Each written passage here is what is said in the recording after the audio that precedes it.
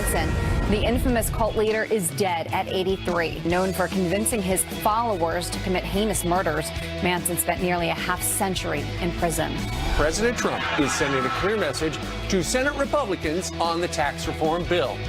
Don't disappoint the American people. This is a big cut for the middle income. I'm very optimistic we're going to get it done before we're opening up presents on Christmas Eve. President Trump is reigniting his call to build a wall after a Border Patrol agent is killed in the line of duty. The 36-year-old Martinez had been a Border Patrol agent since 2013. Well, another week of anthem protests across the NFL. Raiders running back Marshawn Lynch sitting for the anthem while playing in Mexico City. But when Mexico's anthem played, Lynch decided to stand.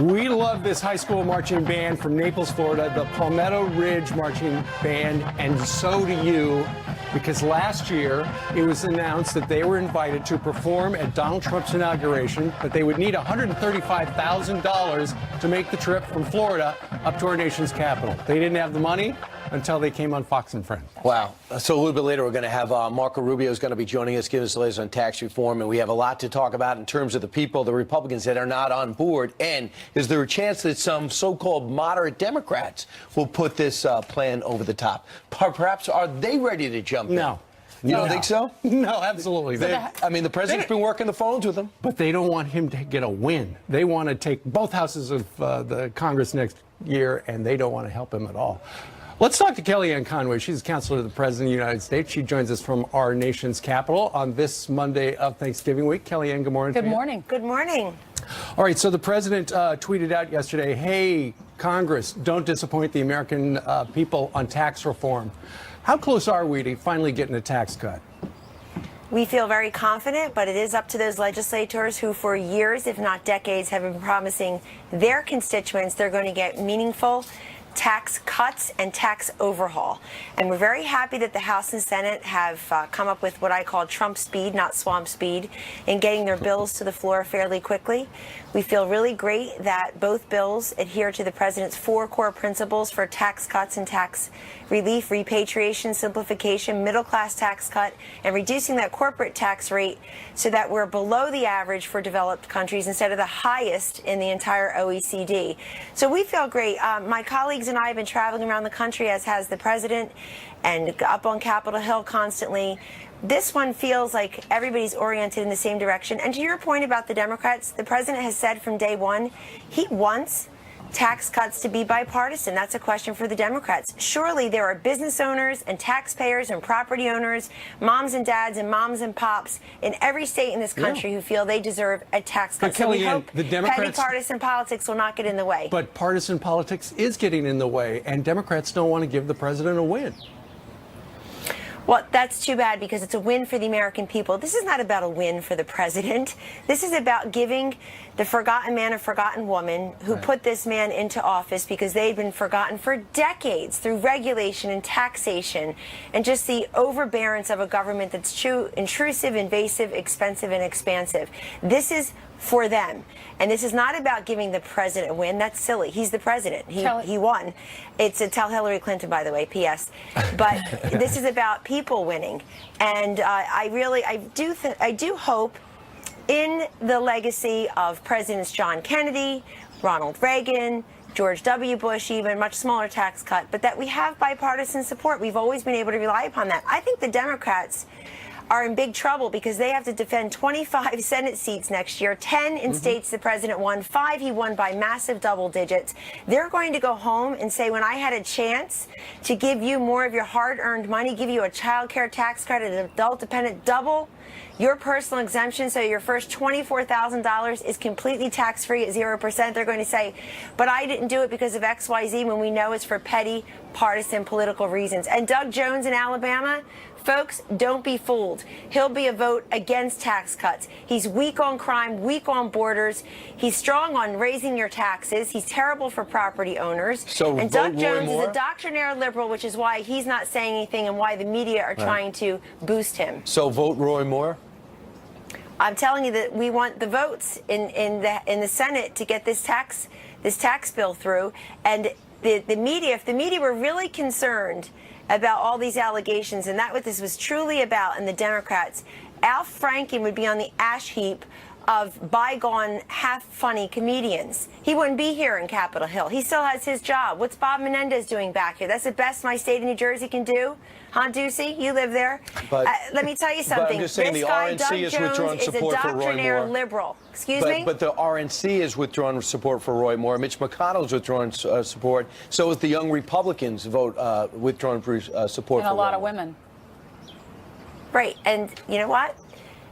I just want everybody to know Doug Jones. Nobody ever says his name. And they pretend that he's some kind of conservative Democrat in Alabama, and he's not. Kellyanne? And yes. Will the president be going back down to Alabama to campaign on behalf of Roy Moore before the special election?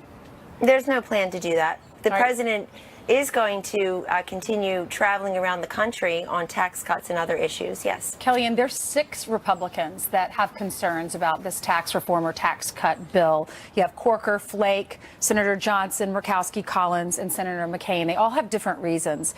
And I want to play some sound bites for you. The first one is Susan Collins saying she hasn't supported him from the beginning. And then this was also Senator Jeff Flake. We've butted these sound bites together when he was caught on a hot mic. Listen to this. President Trump was not my choice for the Republican nominee for president. I want to see changes in that bill, and I think there will be changes. There are some provisions of the House bill that I like better. There are provisions of both bills that I like, but I think the bill needs work. Become the party of Roy Moore and Donald Trump. We are the post. So what is your reaction to that? I mean, Senator Flake's not running for re-election. He clearly doesn't support the president. And then Susan Collins, she has health care that she's concerned with in her state. I'm very happy that Senator Collins is coming forth now and expressing some of the ways she thinks that the final bill can be improved, including weaving in some of those provisions from the House bill, which she says she personally prefers. We'd prefer to have those conversations and those debates now than just have somebody show up and be a no vote. That's why the president himself went over to Congress last week. That's why my colleagues and I are there nonstop, out in the hustings, out bringing the case to the American people and taking in their inputs and their ideas and reflecting that in this bill. But in the end, especially with people like Senator Johnson, who's concerned about small businesses, it comes to explaining what's in there for small businesses. Yeah. A 25% rate, the lowest tax rate on our moms and pop small businesses. I was an S Corp for 22 years. You reinvest that money in your company. Right. You buy better inventory, you pay benefits, you're able to attract and retain a workforce that's compensated well and that you can compete with the big guys. The 17.4% deduction for small businesses, the 100% expensing for 5 years. These are all very attractive features to the folks who show up to work before dawn and go home long after dusk. And right, Kellyanne, I watched the whole Collins interview. She is absolutely gettable. She's getting her hands dirty in this. That was something about personal behavior and who she picked her in the primaries. But also Corker, also I understand, and Ivanka and you are doing a lot of work to win over some of those others. Are doing some honest look into the tax plan because they realize it's about the country, not about who's president. Meanwhile, the president did weigh in and tweeted this out in regards to running back Marshawn Lynch of the Raiders taking a knee during the sitting down during the national anthem and standing for the Mexican national anthem. He says this: Marshawn Lynch of the NFL's Oakland Raiders stands for the Mexican national anthem, sits down for hours. Great disrespect. Next time, NFL should suspend him for the remainder of the season. Attendance and ratings way down. So how do you feel about the president weighing in here? The president has been consistent about this from the very beginning. And look at what's happened to many of these teams, the NFL viewership and attendance at these games. You know what? We have a saying in our house anyway. I think it's a pretty good one. You take a knee for the Lord and you stand for the flag. Many Americans agree with that. And the president has been very consistent about this. And every president, look at the last one, they become involved in some of the cultural and social questions of the day. Right. There's no way to avoid it. And I think many Americans agree with that. And look, if you want to express your viewpoint, and the average NFL player, as I understand it, makes about $2 million a year. That gentleman probably makes far higher and far more. There are so many ways for you to get civically involved. There more than 5 seconds before a game. There are so many ways for you to participate and animate youth and educate them and engage them. And I mean, the NFL has taken a big hit reputation-wise. They're in a world of hurt. I'm glad the Philadelphia Eagles are 9-1, by the way. But the fact is that I hope Roger Goodell, the NFL, maybe they'll work with us on big initiatives like combating the opioid epidemic and drug demand. That would be terrific. Roger Goodell has publicly said that he'd like to, quote, move on from this, and I bet he would. So he can call us. We can call him and say, hey, can we get you involved in something, all sports, something as big that affects our youth as drug demand reduction. The commissioner wants me to stand. The players union doesn't. Kellyanne, we wanted to ask you about this. We had a union representative on Friday of last week representing ICE officers who felt that the president had betrayed them in this new secretary for the Department of Homeland Security. They liked General Kelly when he was there, but then now he's your chief of staff. And they feel like the new secretary, Kristen Nelson, is an Obama-era holdover, a lawyer, little experience, didn't back President Trump when he was running, back Jeb, and wasn't really for the wall. So what are these people in this union who are not feeling so good about the leadership there? What are they getting wrong? Well, that was one person, and I want to say I thought that was an incredibly regrettable and error-riddled interview.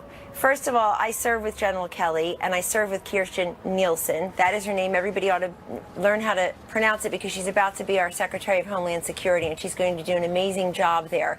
She testified under oath how she feels about all these issues. People can go and pull that testimony. She's strong, she's smart. I get a little tired of women having to doubly prove themselves, but that's okay. We're up to the task. And obviously we survive and thrive here. But Kirstjen Nielsen will be in the likeness of General Kelly. In those first 6 months on that job for General Kelly, he worked on the travel ban, getting that wall built, and keeping our homeland secure. Think of all the things that you're dealing with here. The ports, the border. We have 90% of our heroin comes through the southern border. We have poison coming over the border constantly. She's going to be, and I thought that was a very regrettable interview. Look at what happened last night with the border agent murdered, and God rest his soul.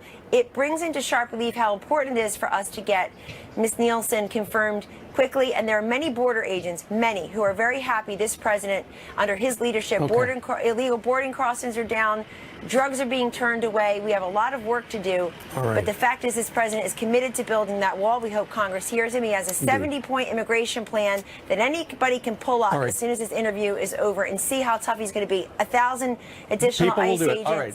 Yes. Kellyanne, thank you very much. Thanks, We're Kellyanne. just about out of time. A Fox News alert. Extra police heading to Tampa right now to join the manhunt for that serial killer. Can cops find him? All right, we have a Fox News alert. Authorities going door to door searching for clues on a potential serial killer in Tampa. 4 people are dead, and a desperate manhunt is underway. Former homicide detective and Fox News contributor Ted Williams has the latest on the investigation. He's live down in Tampa. Hey, Ted, we've seen some surveillance video. It just looks like surveillance video to us. When you look at it, what do you see? Well, I think this is going to be crucial in probably solving these crimes. The individual in the October 9th surveillance video seemed to be using his right hand as he walked. The individual in the November 14th video seemed to fit the same description of the person in the October 9th video. All right, these murders happen within a mile of each other. So besides that, is there any other pattern we can ascertain from this? Just somewhat.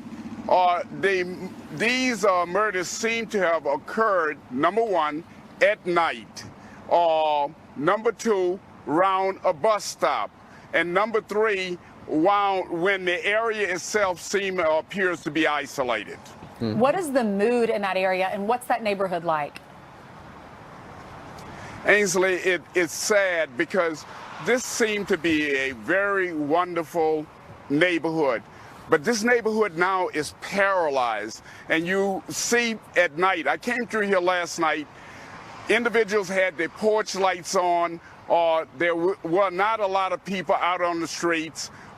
They're hoping that law enforcement will continue to saturate this area and catch this killer. Absolutely. People are locking their doors at night, and there is a gigantic reward for information leading to the arrest of him. Ted, thank you very much for joining us live from Tampa on this Monday. Authorities have asked all the neighbors to keep their lights on. All right, coming up, brand new calls to build that wall from President Trump after a Border Patrol agent is murdered. Details on that next. And instead of taking a knee, football icon Herschel Walker is taking a stand for our heroes. He's live on the plaza to tell us about that and that Silverado truck.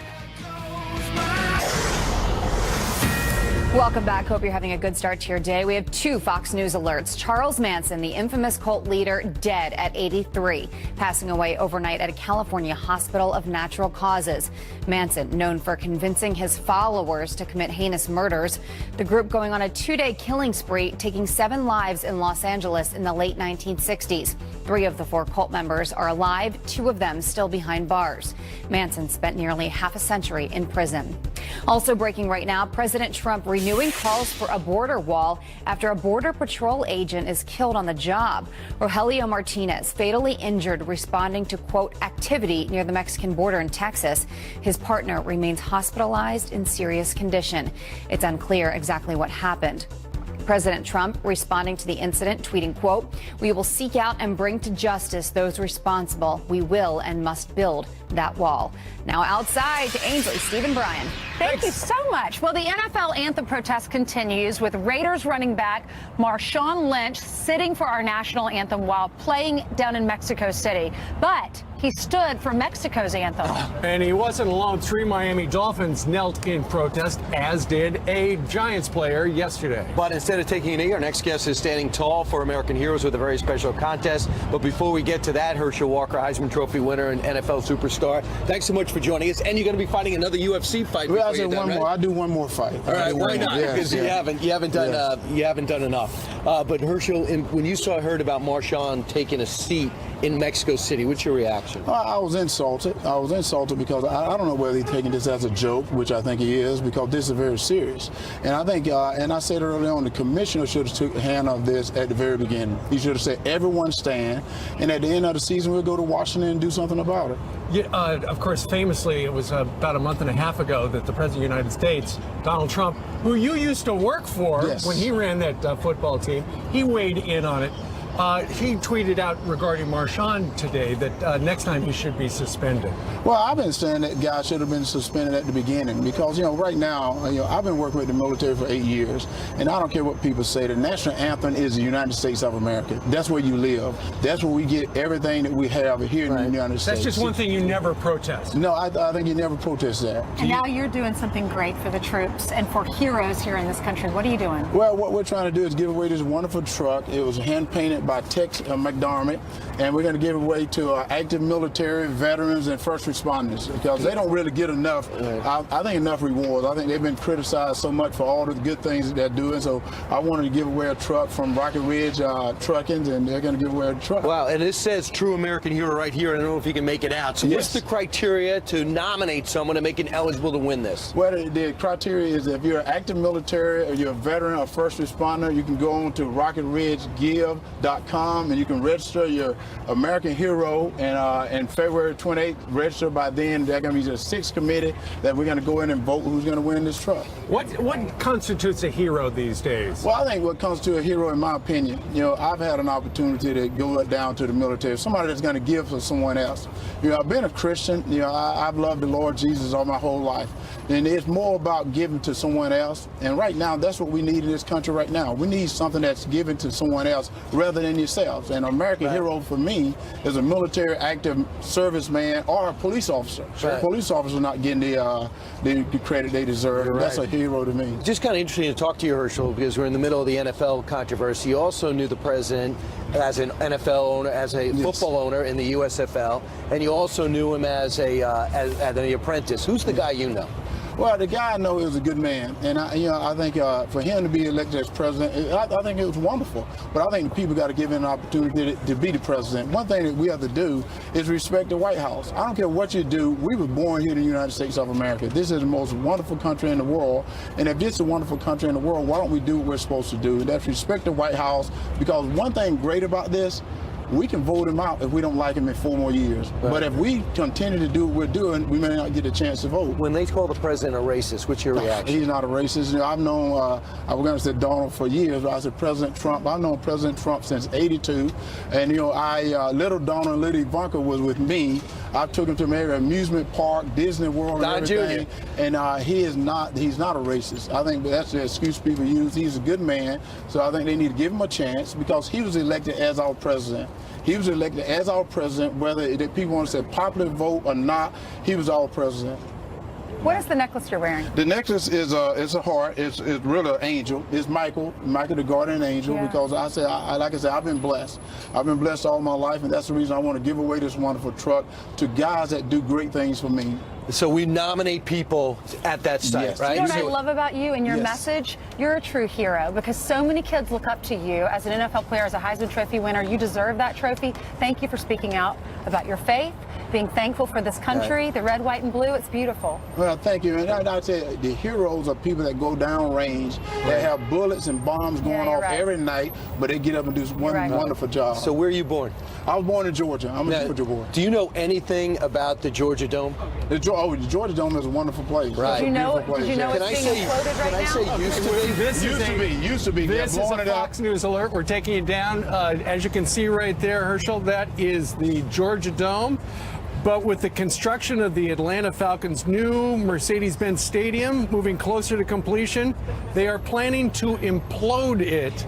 As you can see, are you ready to see this? Certain portions of the Georgia Dome. But I learned from Jerry Jones that best to get rid of the old one, because no one would ever come to the new one if you don't get rid of the old one. Is that what he always said? That's why I got rid of the other place. Here's the other thing. For one last time, if you're inside and watching us, please get out. It's about to collapse on top of you. Apparently, the Falcons had put on hold a decommissioning until there were no doubts the facility would be ready for the 2017 season.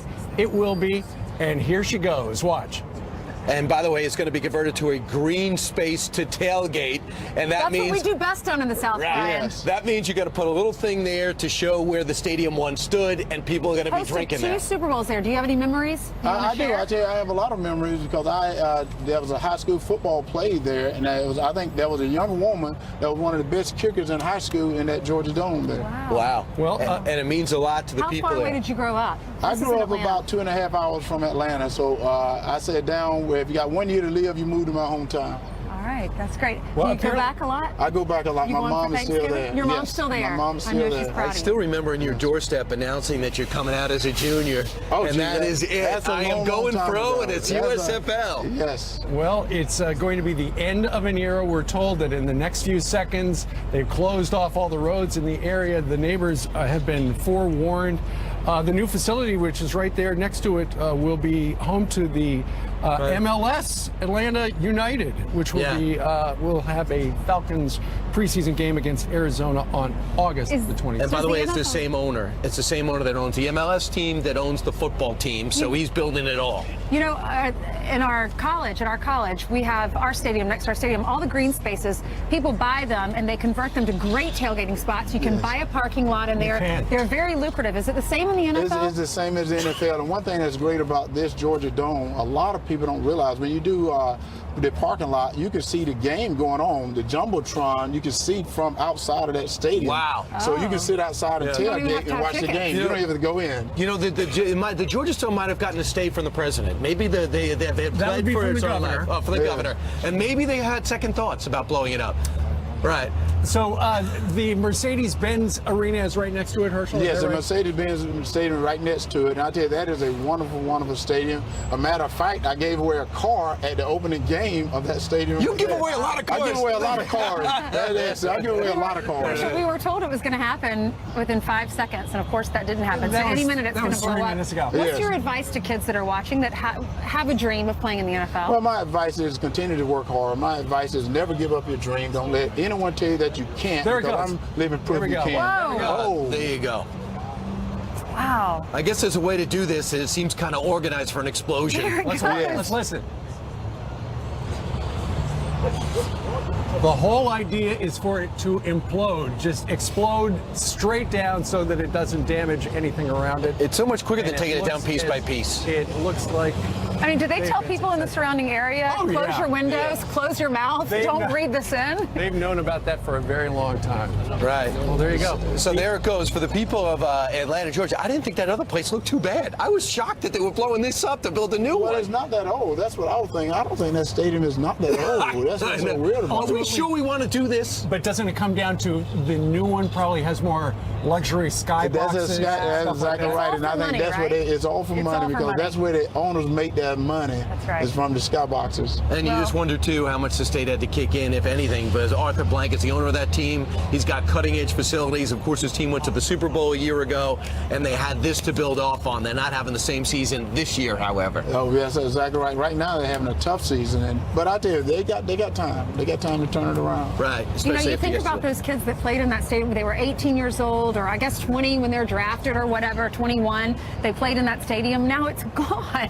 They did this for the Coliseum, where we had all of our journalism classes at the University of South Carolina. It's all about progress. It's all about progress. Hey, I hate it when they got rid of the Texas Stadium, but the stadium Jerry got now is wonderful. One more time, Herschel, how do we get involved with your heroes? You can go to RocketRidgeGive.com, register your veterans, active military, and first responder. Right, and this is the first time you've ever done color commentating on an impending explosion. Right? Oh, my first time ever doing that. And you did great. Round of applause for Herschel Walker with the Georgia background. Good job. There it goes. All right. Herschel, I know you said you support the president. There's a band that wanted to go to the inauguration, and this is when a lot of famous people and bands were pulling out. They didn't want to be there. Yes. This high school right there, they came on our show. They asked people to go on the GoFundMe page. They needed, what was it, $130,000 to go? And there it is, the presidential inauguration. They had a chance to go. The president was there to salute. That's right. So we're kicking off a week of giving thanks here during the Thanksgiving week, taking a look back at some of the great causes our viewers helped with this year. That's right. Joining us live from Naples, Florida is the band director, Annabelle Saraminto, Palmetto Ridge High School principal, John Brimseth, and head drum major, Adrian Tiles, I believe is how you say it, and the entire Palmetto Ridge Marching Band. Thank you so much for being here. What does this mean 1 year later? Adrian? 1 year later really means a lot to me, because I thought I had a really good experience, and it was a wonderful time to be able to be a part of something so historic, and to be part of such a great band, and to be able to do that with my band. Annabelle, let's go back to about a year ago when you got the invitation and you thought this is going to change all these kids' lives. Oh, wait a minute, we don't have the money. How do we tell them we can't go? And then what did you do? Well, of course I was very concerned about all of that, but I just tried to be positive, and we were just hoping that the students would be able to fundraise their way, and that maybe we could get some support from the community. So when that turned into a lot of support from the community and the country, it was just really overwhelming and just a wonderful experience. And John, as the principal, what was it like for these students when they finally got the inauguration, the president noticed them and respects them and even knows their story? Well, I think it was a great experience. I mean, it's a life-changing experience. For the opportunity to be able to attend an inauguration, to be a part of that process and part of that proceeds was a great experience for the students, for the chaperones, for everyone that was involved, and a great representation from Palmetto Ridge High School. Surely. And John, while you're right there talking to us. Tell a little bit about how a GoFundMe page had been started, and you got some money, but then when you came on Fox and Friends, how it really kind of started to snowball.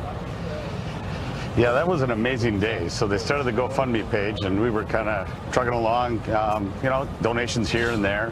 But when Fox decided to feature the band and the decision to go, within one day we had the amount of money in the GoFundMe page that That's enabled awesome. all of our students to go for free. Our viewers are so supportive and so loyal. We have the best viewers out there. Annabelle, what was your reaction when you saw all that money come in? I was just in shock. The phones at the school were ringing off the hook, and it was just really exciting. And then to constantly see the donations come in online was just, again, overwhelming. And I was just so grateful that there were so many viewers out there and people that were willing to support our students. It was great. So I understand you have a performance all for us. It's all lined up. The sheet music is on the right page for Something Blue. Am I correct, Adrian? Oh, yeah, definitely. All right. Yeah, this is the last part of our show from this year, so it's called Something Blue. Well, you know what? We're done talking from New York. How about you take it away down there in Naples, Florida? All right, Trevor.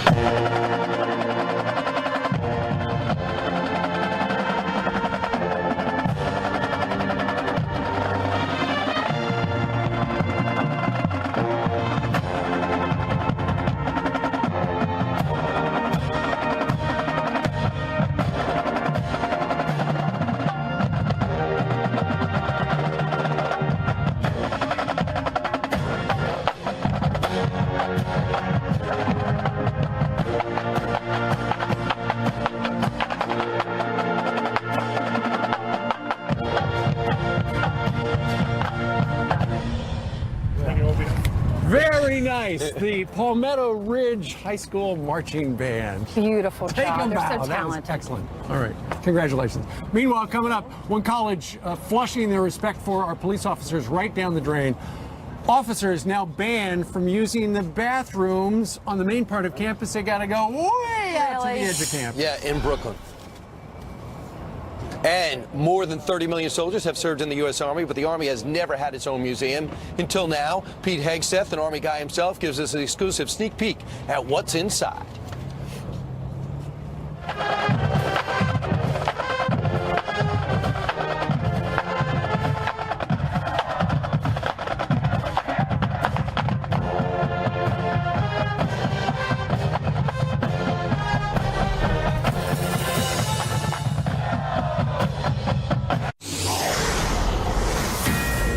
Well, the old Georgia Dome is no longer, guys. The dust is settling. They just imploded it. Look at that dust tail sweeping across metropolitan Atlanta. The Georgia Dome had stood for 25 years. As you can see in its place, the Mercedes-Benz Coliseum. And that is a view from, we believe, one of the nearby buildings looking down at where the dome was until 10 minutes ago. All right, now we got to bring you to a story that I think more than I hope it disturbs you, because Brooklyn College here in Brooklyn, New York, is something that it's not in a bad area of Brooklyn that would need to necessarily challenge, but it's always good to have law enforcement around, unless you, of course, you're the majority of the student body, who is circulating a petition to not only not have the NYPD on campus, they don't want them to be able to use the bathrooms. Yeah, this is a quote from somebody on campus. This is an unidentified student who spoke to the New York Post. They said, "We do not want the New York City Police Department on campus in any respect, even if it's just to take breaks and use the bathroom. I know students from every background and across every major. They don't feel comfortable around cops. They just don't. It makes safe spaces feel not so safe. Your first instinct is to be scared." And so what they're saying is they don't want the police officers on campus because it's triggering the students. And so they have found a bathroom way out past the tennis courts, out by one of the athletic fields. And the New York Post went in to take a look at it. The bathroom was broken. The toilet was broken. There was a out of order sign on the stall, and only one of the sinks worked. It's a taxpayer-funded campus. It's part of the SUNY system, which is a big system here in New York. CUNY, is that CUNY is how you pronounce it? And I see those signs on the subway all the time. Send your kids to this school. Well, now we're paying for the school, and they don't want cops there. Here's the thing. Wait until crime increases on that campus. I mean, why wouldn't they want to be safe? They're worried about safety. They say they don't feel safe when they see the cops. They're not going to feel safe without the cops. There's the student paper is called the Excelsior. School safety officials were sort of saying, we're trying to keep law enforcement out of sight. So they try to have a directive to either isolate them or keep them out of sight by using that bathroom on the side. Ed Mullins, who is head of the Sergeants Unit, says this: maybe it's time those students who fail to recognize the value of protecting them go take classes abroad where they can have their bathrooms all to themselves.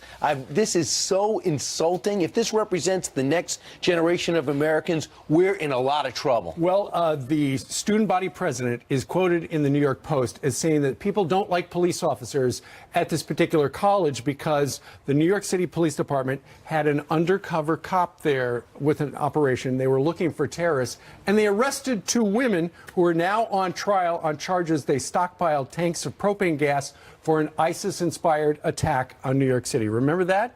They were discovered through the operation at that college. Turns out, looks like they were terrorists. They are alleged terrorists, and they were caught in that particular sting. You know what? If I'm a member of the NYPD, I don't even go near that place. I say, listen, I'm not going in. You don't want me to use the bathrooms? I'm not going near. Good luck with your chaos. And by the way, all due respect to campus police, they're not the police. If you want some law enforcement, they don't have guns. They're there as basically hall monitors. Got nothing compared to what the cops can do to keep a city facility safe. So this is unbelievably insulting and sad. It is sad. It really is sad. What do you think? Email us, friends@foxnews.com. You could tweet us or Facebook us. Meanwhile, President Trump warning Republicans, don't let the American people down on tax reform. But 6 senators are still holding out. At least they have some concerns. What are they? And more than 30 million soldiers have served in the U.S. Army, but the Army has never had its own museum until now. Pete Hegseth, always looking for something to do, took a tour.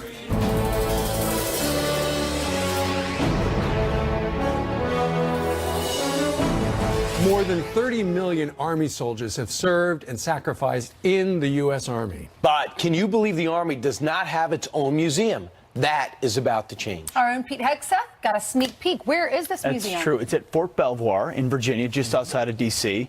And I got a chance to visit the site where it's being built, right there, and see some of the amazing items that will be inside. You know, to not have a national museum for the Army is shocking. There's a lot of regional museums, but not one consolidated place. They're doing it now. We got a sneak peek. Take a look. Belvoir, under tight security, it's filled with artifacts that tell the story of the Army's history. Dr. Jennings, how are you? Nice to see you again. Last time I met this guy, he was Sergeant First Class Jennings, and we served together in the Massachusetts Army National Guard. That's right. Dr. Patrick Jennings is a historian, the perfect person to give a sneak peek at some of the artifacts that will move to the National Museum of the U.S. Army after it's completed. All right, so this is the oldest flag that will be on display at the Army Museum, correct? That is correct. This is the flag of the 1st Regiment of U.S. Infantry.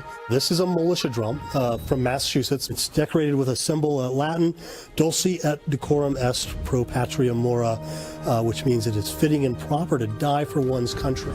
From the Revolutionary War to World War II. What do we got here?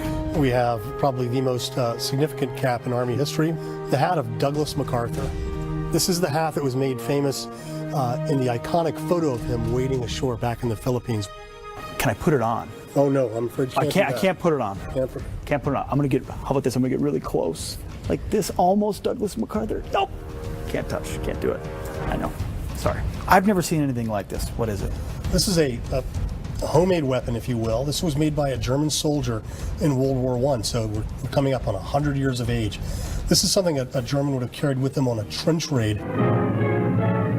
From the weapons used by our enemies in hand-to-hand combat to the weapons used by our enemies today. This is a haunted motorcycle. It was used by the Taliban to move IEDs from the bomb maker to the bomb planter. This is a piece of the landing gear from one of the aircraft that crashed into the World Trade Center at 9/11/2001. This looks like what used to be an engine. Where from? This came out of Mogadishu in Somalia. This is the engine from Super 6-1. One of the things the Army Museum is striving to do is tell its history through the stories of individual soldiers. This is the Bible of Mr. Melvin Nesterby. He carried this Bible with him through the Bataan Death March, which he survived, and into a Japanese prisoner of war camp. It tells a story of a man who had the will and the faith to survive. When a visitor walks into the museum, they'll start encountering these large stainless steel pylons. We've put soldiers, individual soldiers, and a brief history about them. Also throughout the museum, life-sized and extremely lifelike soldiers. A lot of these cast figures are active duty soldiers or former soldiers. Currently in the Army. The idea is to take the visitor to the museum and put them inside the action, inside the vehicle, inside the firefight. Absolutely. What better way to help put visitors on the battlefield than with battle-worn vehicles? The Army Museum is literally being built around 4 of these, already in place at the construction site. So I can't say I've ever been underneath a World War I tank. This is the FT-17, 5 of Hearts. We actually found bullet holes, we found a bullet embedded, and we've kept that battle damage to show the visitor. What's it been like to watch a project that's been many years in the making sort of rise from the ground? Really an honor, a tremendous honor. For those families and others who have contributed to our nation's service and sacrifice, this is special. As you can see, the museum is not yet finished, but the projected opening of the museum is late 2019. They've raised a ton of private money to make it happen. They're still a bit short. To donate, visit armyhistory.org. It's going to happen either way. Some very generous individuals making sure that it happens. Very cool. It'd be a great place to bring soldiers, but then kids, teach them about the Army. So, Pete, they would take a $20 bill, right? They would take anything, right? Anything. Okay. Yep. It's great that it will finally be a repository to all that cool stuff they've been collecting through history. wanted to put MacArthur's hat on. No, I just couldn't do it. They had like 10 eyes on me. One of you wore gel, and it would have come out. All right. Coming up straight ahead next hour. Thanks, Pete. Great job. Senator Marco Rubio live next.